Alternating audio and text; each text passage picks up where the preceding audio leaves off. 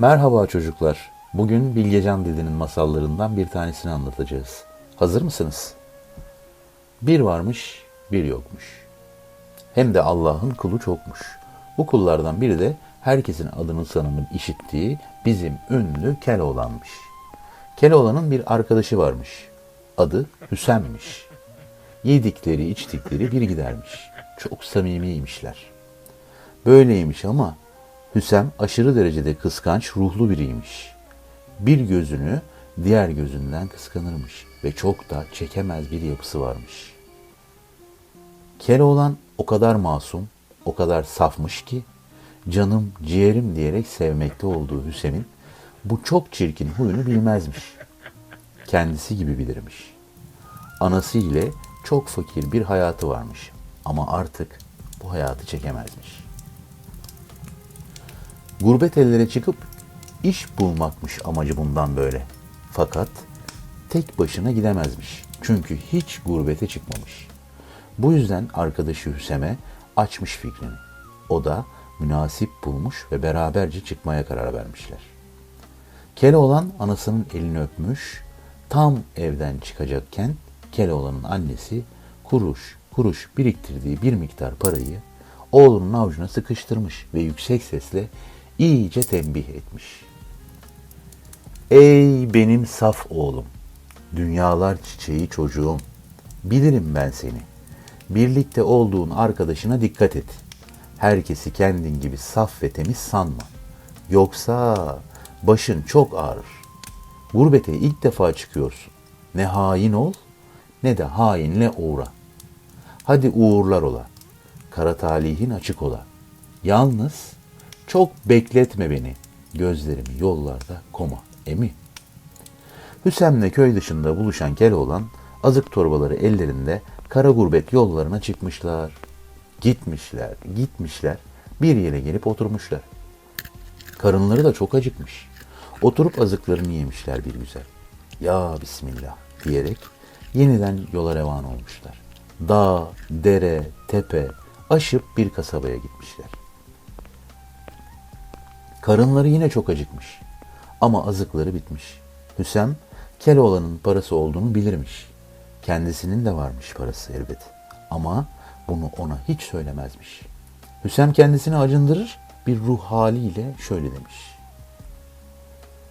Keloğlan kardeşim, yoktur beş param. Varsa olsun haram. Açlıktan bir hal olduk. Yolumuza yürümekten aciz kaldık. Yap bana bir iyilik. Fırından koca birer somun alalım. Açlığımızı bastıralım. Çok yufka yürekliymiş Keloğlan. Doğru girmiş fırına. 2 somun ekmek ve biraz helva alıp çıkmış. Bir çeşme başına varıp güzelce karınlarını doyurmuşlar. Az gitmişler, uz gitmişler. 6 ay bir güz gitmişler. Karınları öyle acıkmış ki mideleri gurul gurul edermiş. Ama Keloğlan'ın parası tükenmiş. Arkadaşının da olmadığını sanıyormuş. Yahu demiş Keloğlan, kaldık 5 parasız. Ne olacak bizim halimiz? O kadar açgözlüymüş ki Hüsem, hala cebinde parası olmadığını söylemekteymiş. Varsa kuşkusunu tamamen yok etmek için arkadaşının karınlarına taş bağlayıp yollarına devam etmişler. Bir yokuşa yukarı çıkarken bayılıp düşmüşler açlıktan. Bir süre öylece kalmışlar. Biraz ham erik yemişler ve tekrar yürümüşler. Büyük bir ormanlığın yanına gelmişler. Birdenbire etraflarının eşkıyalar tarafından sarılması ile neye uğradıklarını anlayamamışlar. Ama Hüsem çok daha fazla korkmuş. Çünkü tüm foyası şimdi ortaya çıkacakmış. Parasını eşkıyalar alacakmış. Pos bıyıklı eşkıyanın biri yüksek sesle emir vermiş. Hey Keloğlan, önce sen çıkar bakayım altınları, paraları. Kendinden emir bir şekilde söylenmiş Keloğlan. Yok param, yalansa ölsün anam. İster inan, ister inanma. Yalnız kötülük yapma bana. Eşkıya hiç inanır mı? Tutmuş kulağından çekiştire, ulan demiş. Süt çocuğu, kel kafanı koparırım bak. Beni zorlama, çıkar dök şuraya üstündekileri. Bizimki pek neşeliymiş. Nasıl olsa bir şey bulamayacaklarmış. Hiç ciddiye almazmış. Bir eda içindeymiş. Buna sinirlenen eşkıya, kuşak altlarına, iş ceplerine, çarığının içine bile aramış Keloğlan'ın. Tabii hiçbir şey bulamamış. Keyifli keyifli gülmüş Keloğlan. Demedim mi ben size? Anacığımın verdiği 3-5 kuruşum vardı, yolda bitirdim. İnanmazsanız Hüsem'e sorun. Harami başı çirkin bir kahkaha atmış. Yok anasının gözü. Kim kimin şahidi ulan? Dazlak kafanı yüzerim ha. Peki, şimdi çok sevgili arkadaşını görelim bakalım. Hemen savunmaya geçmiş Keloğlan. O zavallıyı da boşuna aramayın. Yoktur 5 parası. Gözlerine baksana. Kör, talih karası. Hüsem asıl şimdi çok daha perişan hale düşmüş. Bu çok sevgili arkadaşına yalancı çıkmak, haramilerin yapacağı kötülükten daha fazla üzmüş kendisini. Buna rağmen yalan söylemekten geri durmayan Hüsem, ben de Keloğlan'dan nafakalandım. Yoktur param, varsa olsun haram. Fakat harami başı yutmamış. Çünkü bu oğlan hiç de Keloğlan gibi saf görünmüyormuş. Bet bet bağırmış. Ulan demiş. Ananın sütü daha ağzında kokuyor. Bir de bize yalan söylüyorsun. Ben ararsam fena olur. En iyisi mi? Dök şuraya paraları. Hala direnirmiş Hüsem. Arayın şu çarpık oğlanın üstünü diye emir vermiş harami başı. Hemen aramışlar ve gömleğinin iç cebinden epey para çıkmış. Tabii yüzü gözü kıpkırmızı olmuş utancından, korkusundan. En çok arkadaşının yalanını anlamasından yerin dibine girmiş sanki. Çok sinirlenen eşkıyalar öyle bir girişmişler ki Hüsem'e. Ağzı, burnu kanamış. Yüzü gözü morarmış dayaktan. Hadi defol, cehennem ol buradan diyerek kovmuşlar. Keloğlan korkusundan tir tir titremiş. Acaba kendisini de dövecekler miymiş? Yalvaran bir dille şöyle demiş. Etmeyin, eylemeyin, beni öldürmeyin. Bırakın gideyim yoluma, kavuşayım garip anama. Fakat harami başı hiç de sandığı ve korktuğu gibi konuşmamış. Şöyle demiş. Sen çok temiz ve safsın. Yalan söylemedin bize. Biz senin gibi harbileri severiz. Dünyalar Keloğlan'ın olmuş. Eşkıyaların başı şimdi sana bir yer tarif edeceğim diye devam etmiş konuşmasına. Bak, şu tepeyi görüyor musun? Hah, işte o tepeye çık, sağ tarafa bakınca büyük bir mağara göreceksin. Mağaraya in. Sağ köşesinden itibaren 30 metre kadar ileride büyük bir taş göreceksin. Üzerinde dev resmi vardır o taşın. Altını kaz, altın bulacaksın. Eşkıyalara dünyalar dolusu teşekkür edip hemen yola çıkmış Keloğlan. Tepeye tırmanıp zirveye ulaşmış. Şöyle bir bakmış. Söylenen mağaraya doğru gitmiş. Kısacası üzerinde dev resmi bulunan taşın yanına varmış. Etrafına bakınmış. Kimseler yokmuş. Sivri bir taşla taşın altını oymaya başlamış. Çok fazla yorulmadan bir testi altın bulmuş. Şükür, şükür, buldum altını. Mutlu edeceğim anamı.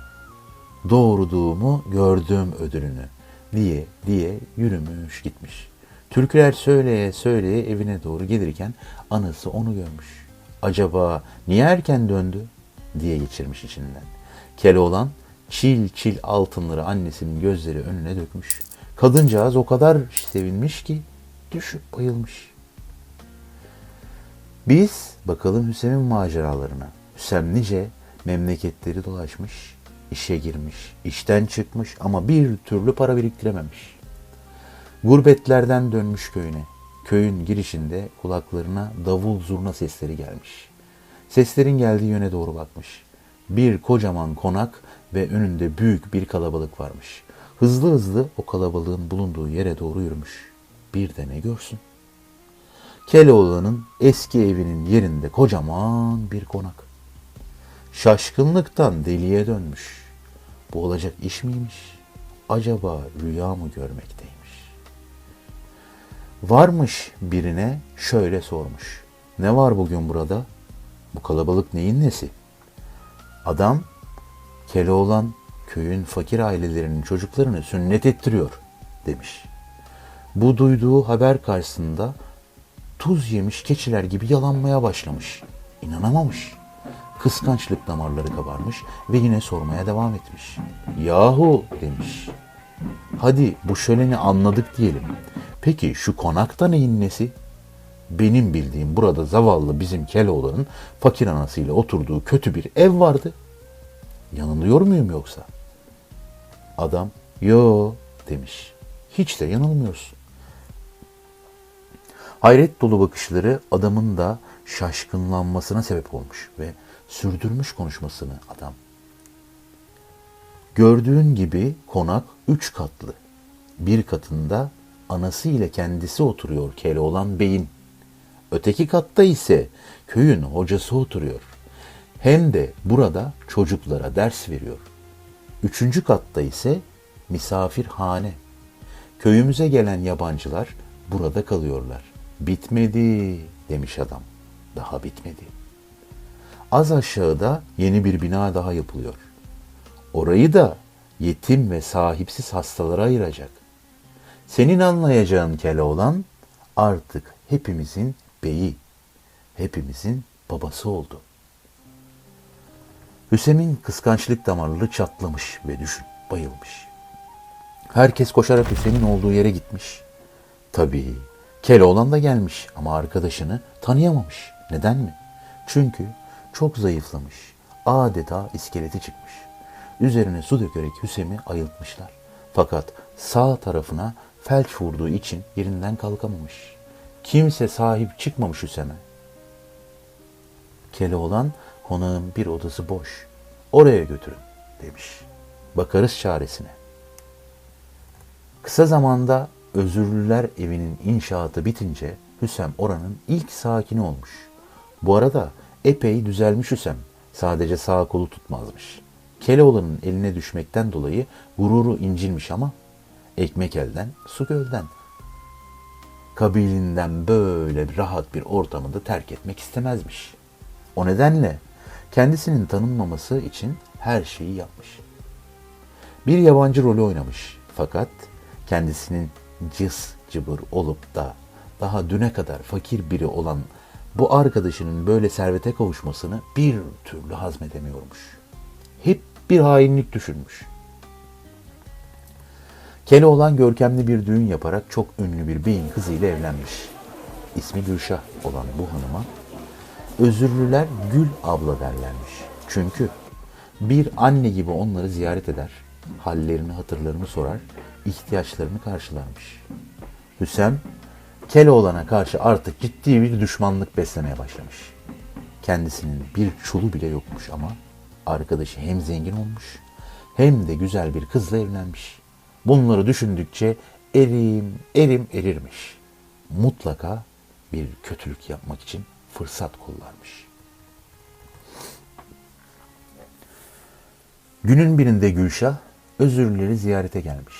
Her birine güzel hediyeler vermiş. Nasıl olduklarını sormuş. Morallerini tazelemiş. Tam kapıdan çıkacakken ayağı kayıp yere düşmüş ve ayağı kırılmış.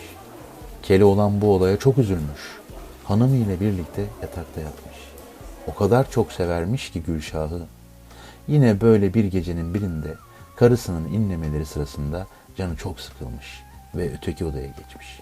Tam bu sırada nur yüzlü, ihtiyar bir zat durmuş karşısında.